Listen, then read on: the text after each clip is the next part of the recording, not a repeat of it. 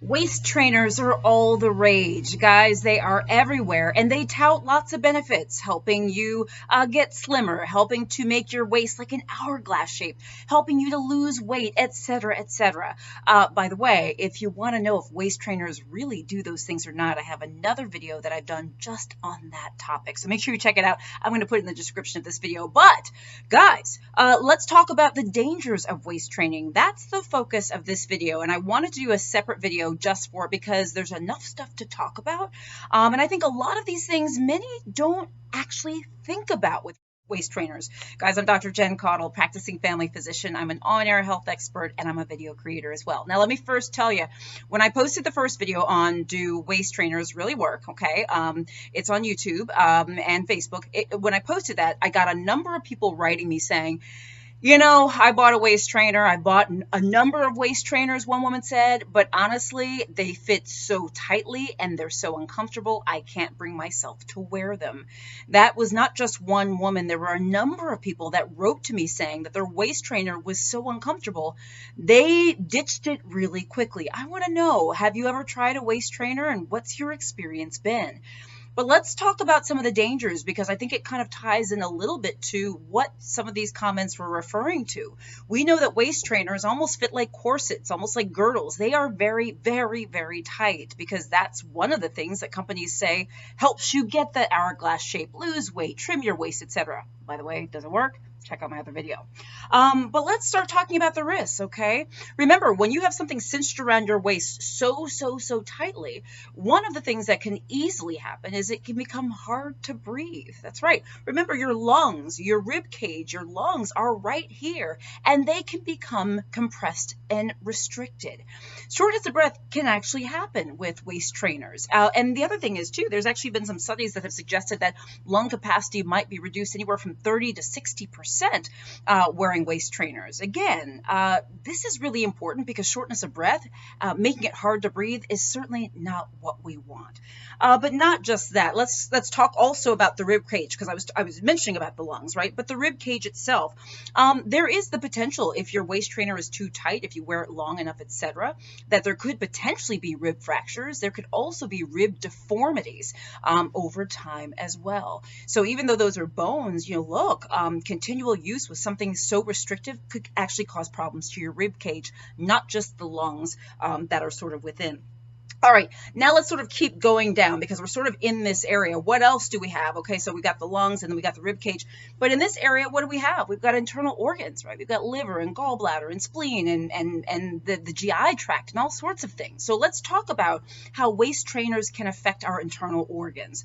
First of all, it can cause our internal organs to shift, to move, to sort of, kind of reconfigure themselves to fit into the new space that they've been given, which often is not much space.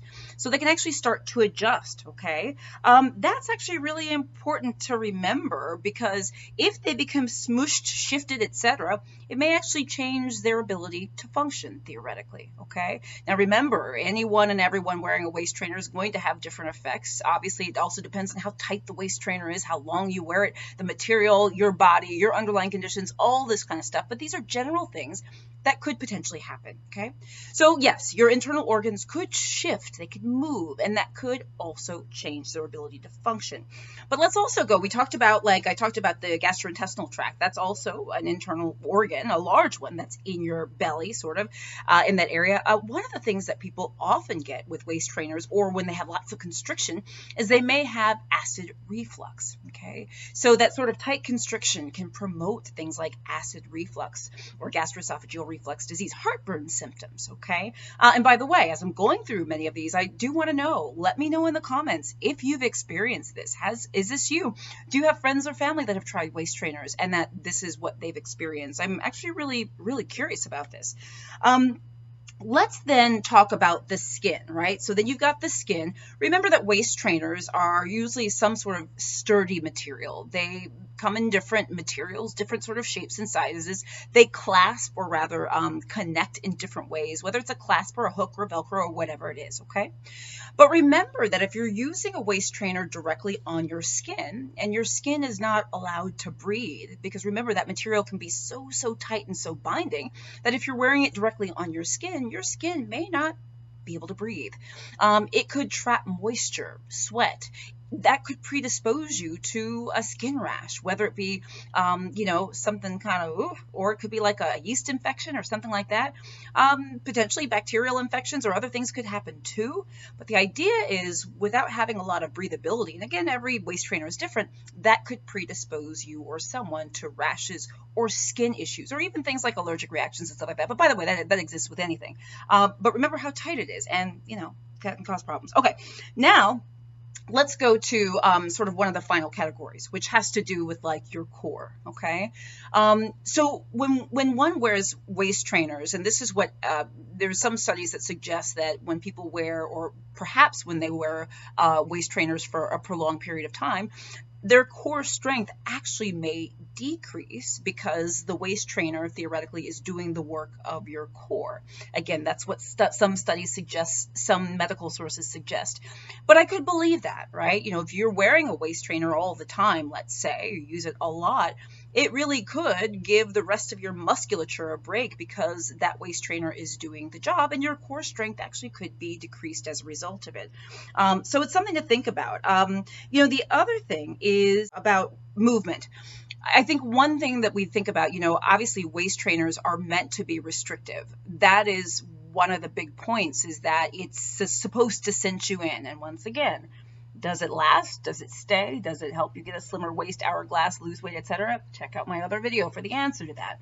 But it's designed to do that, so of course it fits tightly. But the other thing we have to remember is that with that very, very tight fitting feel, it's going to restrict your movement, okay? It's going to restrict simply what you're able to do.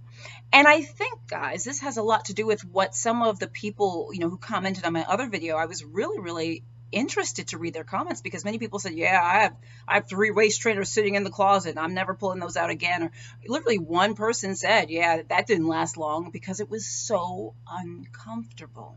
Okay.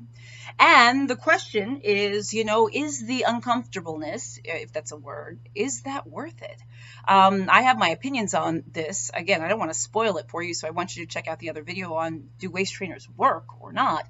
But you really want to weigh the pros versus the cons. Guys, let me know in the comments. Do you use a waist trainer? Have you used one? What are your thoughts? How do you use it? Do you think it works? Have you had problems with it? I'm curious. Oftentimes what you write may help other people, which is why I ask. Guys, I'm Dr. Jen Caudle. I'm a practicing family physician, on-air health expert, and video creator. I do daily videos. Please subscribe to my channel, click the little bell for updates, and check out my website, drjencaudle.com. You can sign up for my free health newsletter. I also actually have a new offering as well called Dr. Jen's Daily Health Tips, where you can actually sign up to receive daily health tips in your email box every single day. There's a 7-day free trial, so you want to check that out, drjencaudle.com. Guys, I want to hear from you. Let me know what you think. I'll see you soon.